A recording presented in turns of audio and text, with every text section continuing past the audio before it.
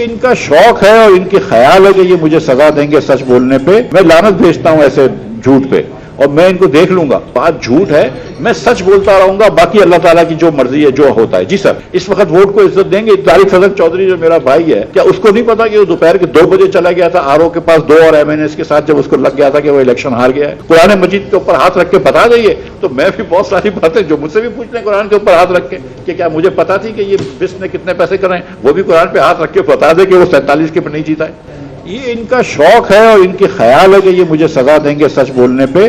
میں لعنت بھیجتا ہوں ایسے جھوٹ پہ اور میں ان کو دیکھ لوں گا. میں پھر واپس سے انقصاری سے بات کرتا ہوں. اللہ بہت بڑا ہے. میں یہ سمجھتا ہوں کہ میں نے کوئی بات غلط نہیں کی ہے, نہ کبھی کانفلکٹ آف انٹرسٹ تھا, مجھے بھی نہیں پتا تھی. اگر مجھے غلطی ہے میری تو پھر ڈار کی اور اورنگزیب کی اس سے زیادہ غلطی ہے.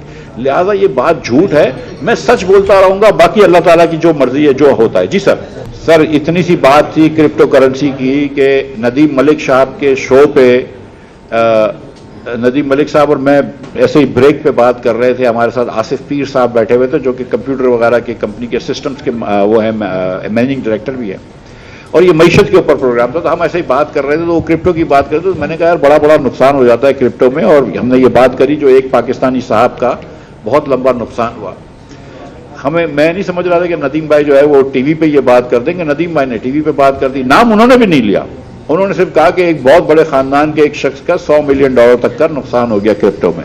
تو میں نے صرف اتنی گزارش کی تھی کہ مجھے نہیں میں نے سنا ہے یہ, لیکن میں نے نام بھی نہیں لیا اور میں نے کوئی اماؤنٹ بھی نہیں بتایا, کیونکہ اماؤنٹ کا مجھے پتا نہیں. اور سچی بات ہے کہ میں نے سنا ہوا ہے, مجھے کوئی آنکھوں دیکھا تو نہیں پتا ہے مجھے, میں نے بھی یہ بات سنی ہے. تو دوسرے دن پھر یہ انوشے صاحبہ نے سوال پوچھ لیا. وہ پھر لوگ جو مسلم لیگ والے ہیں اور جو دیگر رپورٹرز ہیں, انہوں نے پھر یہ کہ کڑی سے کڑی جوڑی ہے. لیکن میں نے